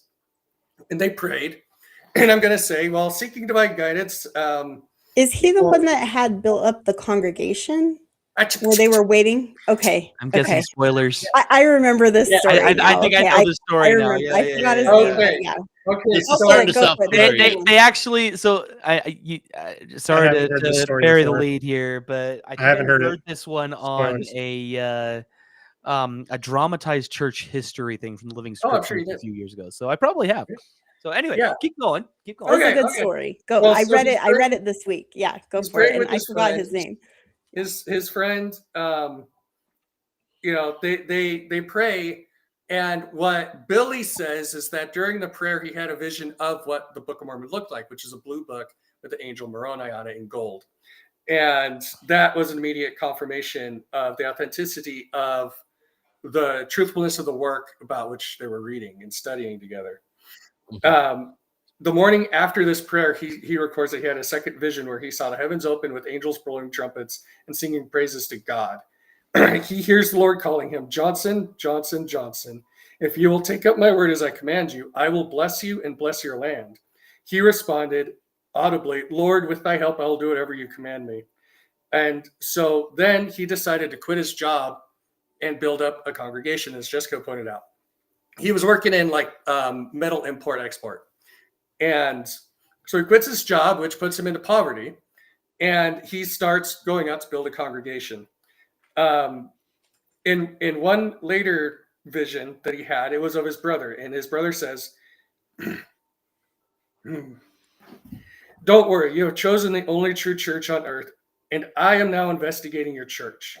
And then his brother saying, come, come, ye saints to him. He had not yet heard the hymn before. This was his first time. And then he said, don't leave the church, my brother. Please see that I am baptized. Vicarious work for the dead. Scooby was right on. So he now understands the principle of vicarious work by proxy for the dead. He understands the spirit world as a place of learning for those who would have accepted the gospel and have now the opportunity to be fully recovered, because John 3:16 literally means Christ came to save the world. Another dream. Various deceased relatives appeared all at once, stating, Reverend Johnson, do you know you have a work to do for us? Our great grandsons and daughters will be in your church soon. See that we too are baptized. Another vision. So he does a 3-day fast. And at this point, he's been writing letters to church headquarters. And he's been getting some correspondence. It's not being ignored or anything. But he has a vision where it's Joseph Smith coming to him. And in this vision, he says, very soon missionaries will come. Prophet McKay is thinking of you. Brigham Young then appeared to him and added, Johnson, we are with you. Do not be discouraged. Brigham Young appeared to him one other time, by the way. In fact, Billy Johnson named his first son Brigham after Brigham Young. This is a Black African, okay? What?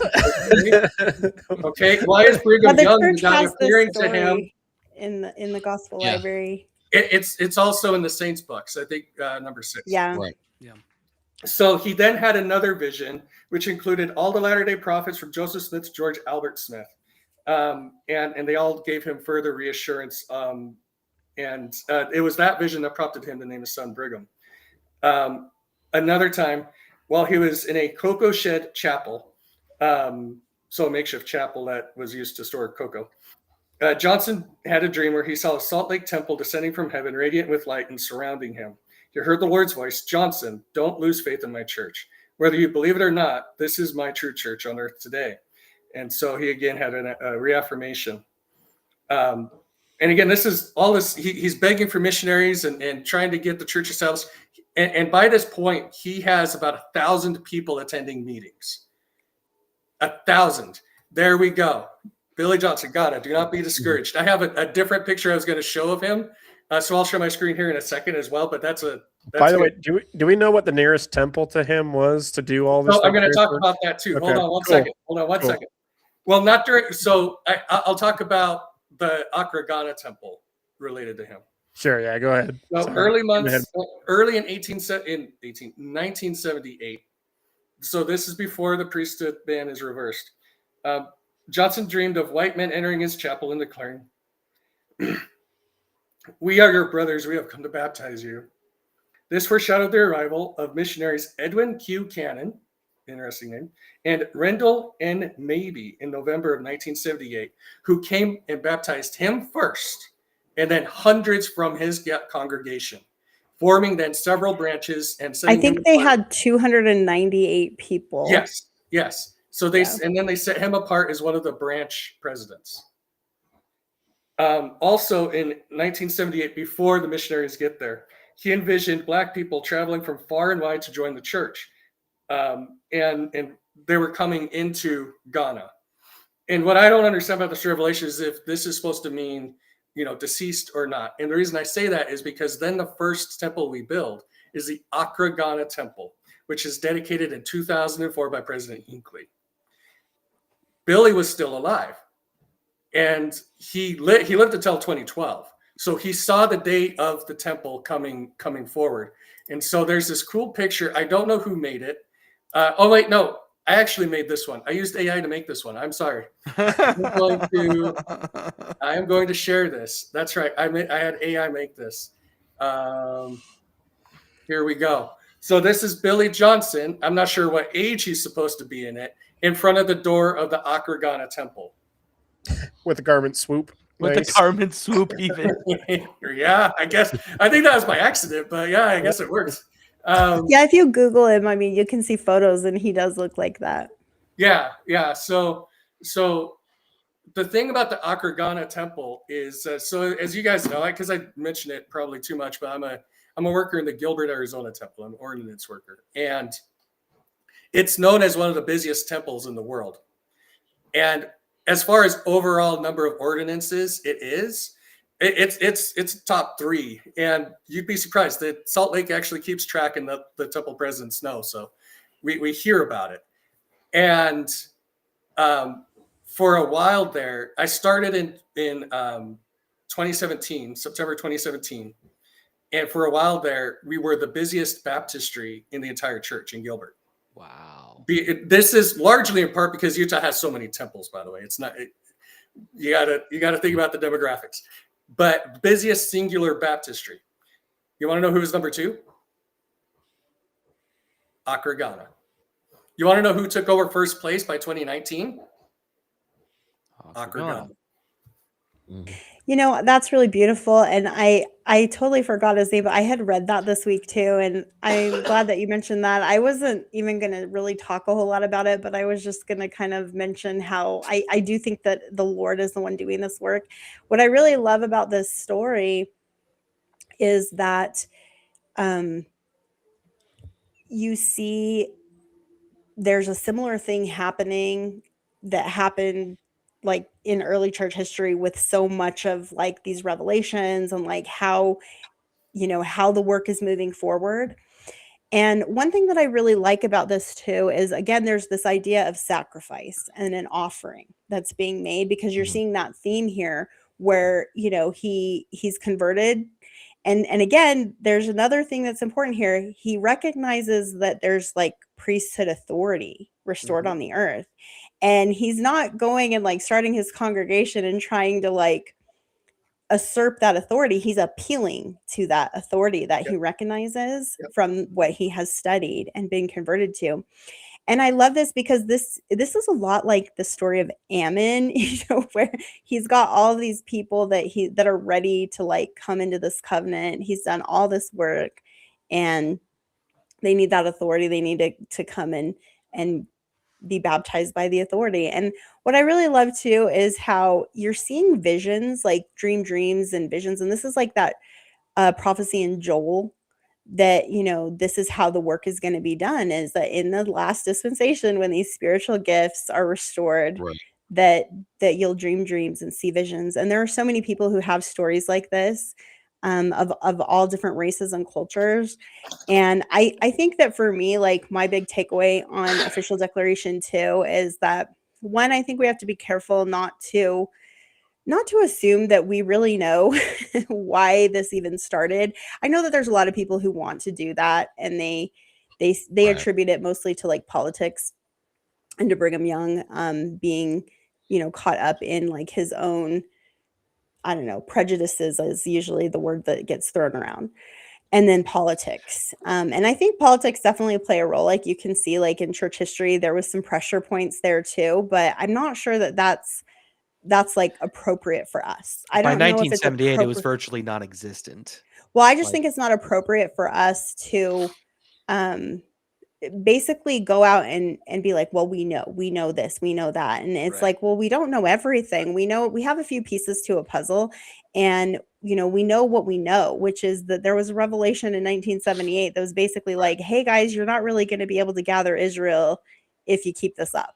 Right. And that's basically the gist of Right. it. And there's a lot of external factors and everything like that too. But My point is, I think we just need to be humble, and we need to be meek, and we need to be willing to, and I think that's true for both of these declarations, for like plural marriage, for priesthood ban. Mhm. I think that Right. whether it's iniquities, that people's misunderstandings of the scriptures, whatever you want to like think in your mind it might be, it's not appropriate for us to go out and be preaching and Right. teaching that to everyone when our own first presidency and the quorum of the apostles have refrained from doing that. Right. And I think that Yeah. we need to follow that lead that they give in terms of how we are talking about these types of really kind of like heavy, hard subjects, because there's so much emotion and there's just so many people who can feel hurt if we're just throwing around theories that we have about it,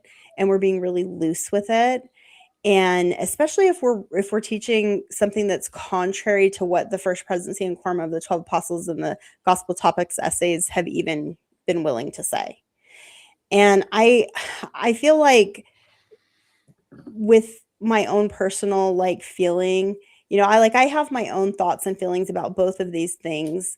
And I feel like so much of what we experience has a lot to do with where we are collectively, like as a church, as Yeah. a people. And I think that how we understand the scriptures in each like period of time, it does evolve. And I think the reason that it evolves is because this is an ongoing restoration. And I feel like the thing that my big takeaway from the Doctrine and Covenants is, you really do see the process of restoration. You don't get a lot of that in like the New Testament or in the Old Testament, because you're missing so many of the day-to-day details. But in the restoration, like revelations that we have through the Doctrine and Covenants, you really see that. Like, you see the nitty and gritty of like the process of how a prophet appeals to the Lord. He constantly is running into a hurdle that is preventing the work of the Lord from moving forward. So then he has to take that to the Lord, and he has to say, "Okay, Lord, how did we arrive at this hurdle? Can you please clarify and help me understand how to get over it? Like, what do we Right. need to do here?" And I love this idea of constantly moving forward and not always like looking back, because there may be stumbling blocks along the way. Like, you think about like a literal trek, like the Pioneer Trek, for example, or the Exodus anciently through the desert with Moses. It's like they wandered in the desert. There's so many like hurdles. There was so many like stagnant points. Yeah. There were times where the people were really struggling to even receive the words of the prophet and receive the Lord. And we have that same history. Like there's 2 Exoduses, you guys. Like President Nelson, the Exodus repeated article, just read it. And he explains these parallels. We have it in church history, and they had it anciently with the children of Israel with Moses. And I think that what you see there is a process. It's like when this covenant needs to be restored, when the people, they're not fully ready to receive all of it, the Lord is going to give them everything that they are ready to receive. And then he's going to keep building on that. He'll meet them where they are, and then he's going to build on it. And this is why we have living oracles, living prophets, why the articles of faith, why all of these things, is because something that happened and exists anciently is being restored. And there's much more to come. I mean, we have the sealed portion of the plates to look forward to. We have, doctrine of heavenly parents to look forward to. Like, there's so many things that we don't know yet that we can know if we stick with the program. Right. Well, and my thing, and this is where I came to just resolve the issue with Declaration 2, because I've done a lot of study. And whenever I get in conversations with people, it's like, do you understand the social and cultural environment? If you were an abolitionist in antebellum South, you were a target. They did not want to have the idea of freedom. And I always ask, it's like, can you imagine somebody joining the church and they then have to submit to the authority of a bishop who happens to be African American? That would have been unheard of. Even and even within the Christian community of then, they did preach the gospel, but they couldn't integrate into regular Christian. They were just left to themselves. And so that's why they actually rose up with a lot of their traditions and everything, and mingled the Christian beliefs with some of their cultural traditions. But they wouldn't even, you couldn't just say, hey, I want to be a pastor of a local church down the street in Missouri during the antebellum South, in the height of slavery. They wouldn't let you do that. You would have been chased out of town.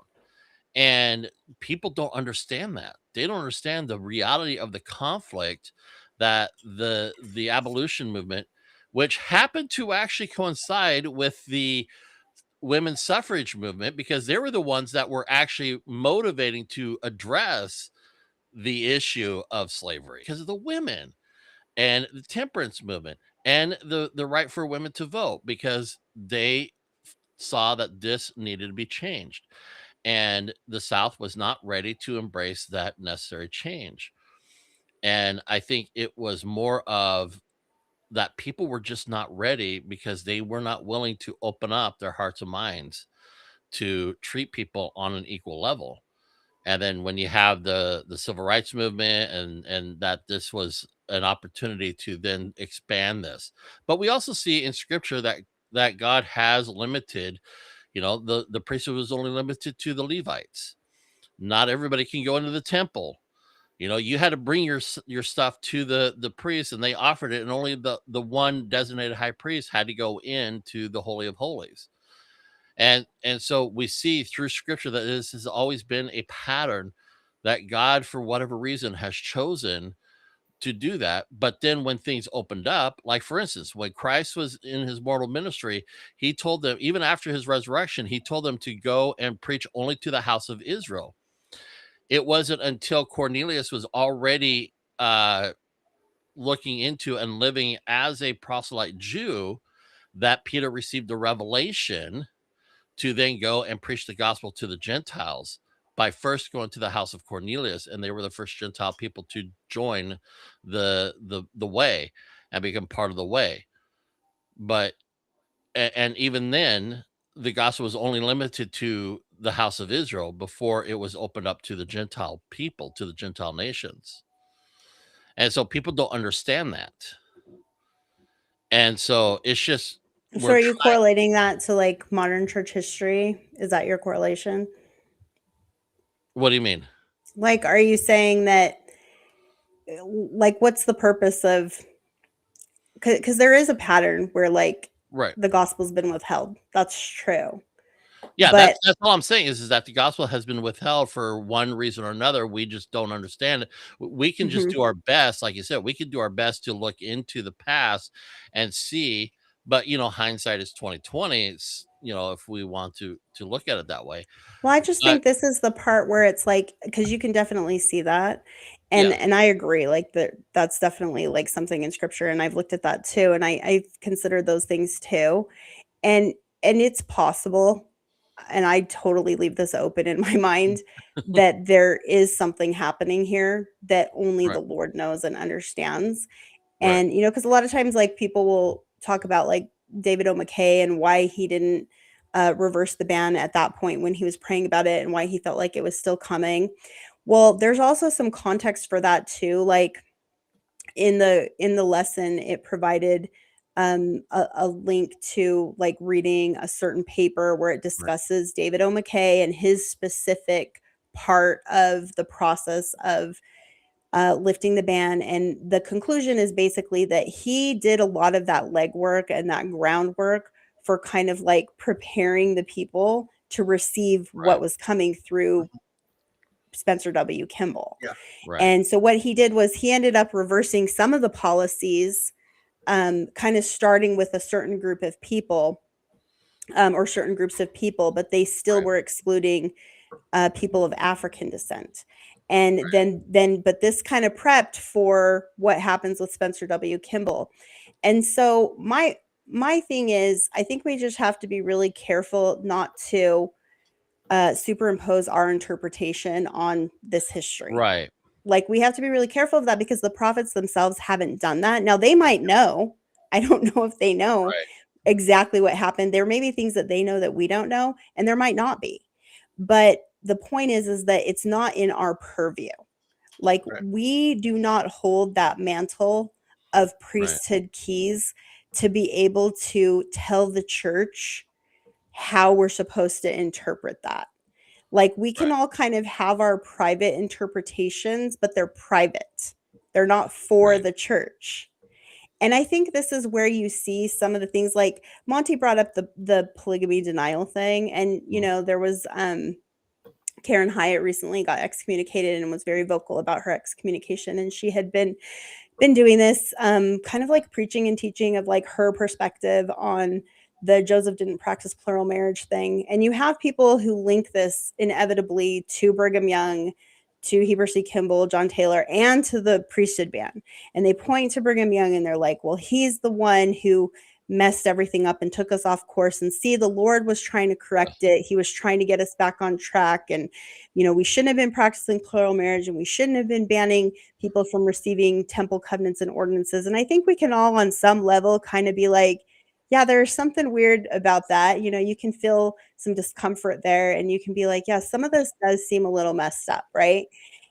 And it does. I think it's okay to be like, because I think if you're like, nope, it was fine, everything was fine, there's yeah. something not right in your mind, and maybe you should address that. Joseph Smith, good. Brigham Young, bad. Because, well, even so, like, if you think that, like, we're all supposed to be like, yay, plural marriage and yay, priesthood ban, that's what I'm saying is like, there's Right. something No. off about that, because Right.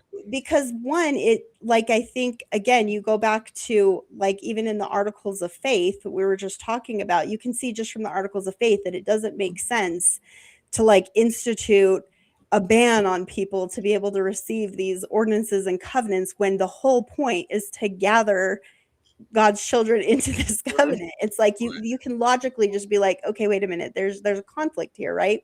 Yeah. And I really like when I see these types of like points of contention where you're like, hey, there's some conflict here, like what's going on?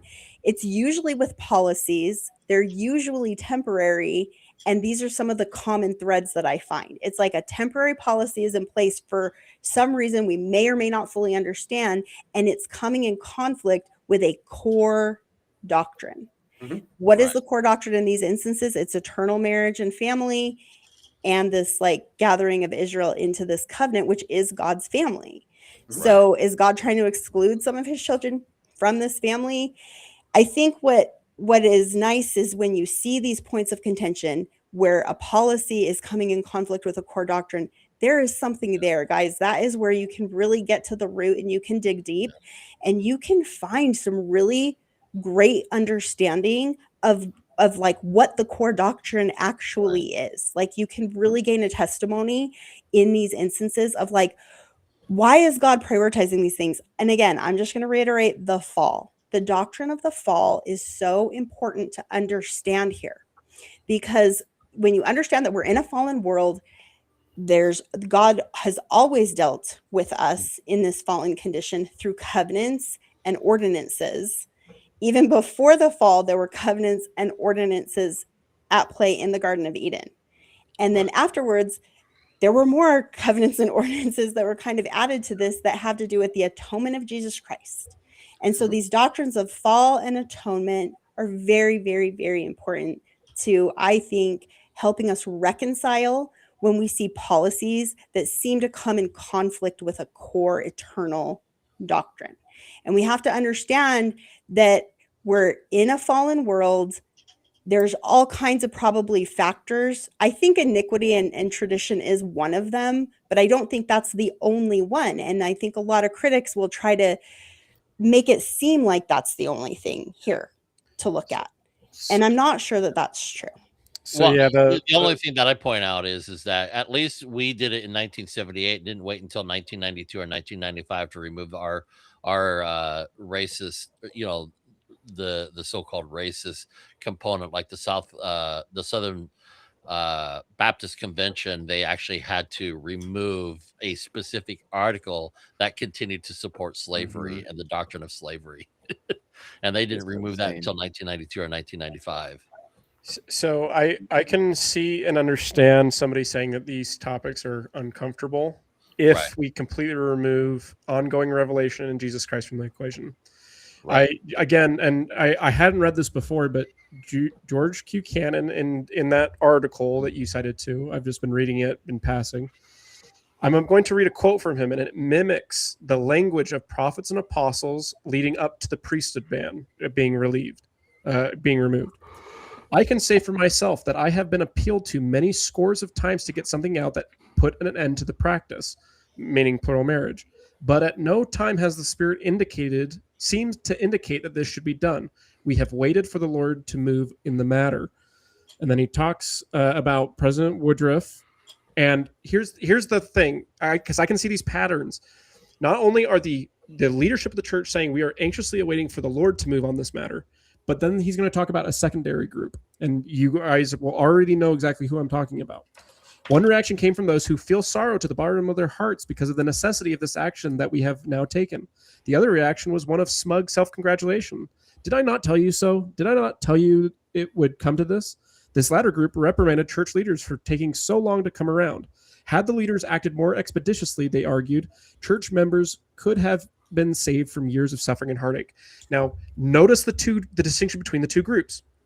The leadership who understands priesthood, revelation, and the Lord waited for the Lord to move. This other group viewed the leaders of the church as they're the ones making the decision. Yeah. They at no point do they bring up Jesus Christ being the head of this church. No, they're a bunch of ark steadiers. And that's what I mean. Being kind. Yeah, that's what I mean. In any of these policies, you will see the leaders of the church mimicking language, and the people who are denying them view them, the leaders of the church, as the heads of the corporation. It isn't a church to them. It is not. And I cannot make that more explicitly clear. And I want to just bear you my testimony. Brigham Young was, in fact, a prophet of God. Mm-hmm. I do not know the will and the mind of the Lord on these topics explicitly, as Jessica has said many times. But I know to my dying breath, Brigham Young was a prophet of the Lord and acted in accordance with what he had been taught by the Lord. Because anytime these topics come up and I read what the apostles and prophets said about it, are some of the single most wonderful, angelic, heavenly visitations, including the story that Mike shared with Brother Johnson from Ghana. Those are some of the most intense spiritual revelations I've ever heard of. But why? When prophets of the church, before this ban was lifted, they had used similar language. I had prayed time and time again, and I had felt not yet. The same answer came to Johnson. And if we actually believe that in ongoing revelation that the Lord is living and is at the head of this church. I'm Mhm. not saying that we should have no problem accepting these things, but that you can get a spiritual witness for yourself that the Lord is, all these things are in his hands, and we just need to trust and wait for the Lord to move on the matter. And so again, I just wanted to bear my testimony about that. Brigham Young gets so much flack, and He I does. can Unnecessary understand flack. it. I can understand it to a degree, but it's only when you remove Jesus Christ from the equation can you come to that conclusion that he was a fraud or anything like it. Yeah, and I Exactly. think If that Brigham it's Young like was you can alive see today, the he would hand give of a the fiery Lord. sermon. You can see the hand of the Lord protecting the church. He's protecting Yes. the church in a fallen world under all kinds of governments that are functioning and having power and exerting that power over the church. Right. And there's going to come a time where that doesn't happen anymore. And I think that this doctrine of the fall, you guys, like it answers like 90% of all of our questions. Mhm. Like we are literally in a fallen world. Agency matters. And it Right. mattered so much that there was a war in heaven over this principle and Right. law of agency. I mean, that's how important it is. And I feel like the Lord, you can see him always striking the balance, even like in how he trains and teaches his prophets. Like he lets them err. He didn't have to let them err, but he does. Well, and this is even the biblical pattern, and even the pattern we see in the Book of Mormon on how the Lord interacted with people anciently. Yeah. This is how we see it. And going back and setting things up for next week, we're going over the family proclamation, our own, I guess, Mhm. modern equivalent of the Articles of Faith, all of which Yeah. are found within Scripture, has been revealed through living revelation. This is nothing new, but still another very hard topic, especially with the way the world is today. And Yeah. compared to how things were 30 years ago, especially, like it was a duh then, but not quite so clear now. In any case, we are well past our time now. Can I do one more? Can I do one more comment Go ahead, to address something that Jessica said on the topic of the Lord allowing his prophets to err? The best example I can possibly think of to illustrate the point that I'm trying to make: Moses struck the rock improperly and brought forth water, and as a result was not allowed to bring the children of Israel into the promised land. But who was present at the Mount of Transfiguration and in the Kirtland Temple to restore proper priesthood keys in the dispensation of the fullness of times? Moses. Moses. Yeah, that's a good one. So it doesn't matter. Those errors do not frustrate the work of God. Right. And the Right. implication that Brigham Young with polygamy and the priesthood ban disrupted the work is I have that's I have to Well, push back you on that. fail to understand the atonement. You do. If Yeah, you it think absolutely that if you think that what he did could have stopped the work of God, then you just haven't studied the scriptures hard enough, and that's all I can say. Because Yeah. the Jesus Christ covers any slight Yep. little thing that maybe caused a problem for somebody. Like you know, a lot of people point to like certain people, like Jane Manning James, for example, who was always like appealing to be sealed to her family and was denied. Well, she's sealed now, and it's Yep. okay because we have that type of plan. That perfect plan is in place. And that's not to dismiss the fact that she was suffering her whole life. We all are suffering, you guys. There's something we're all suffering with. And when we get into the family proclamation, probably all of our suffering is going to be like hitting a little nerve with us because none of us have perfect families. But God, he's going to restore the family.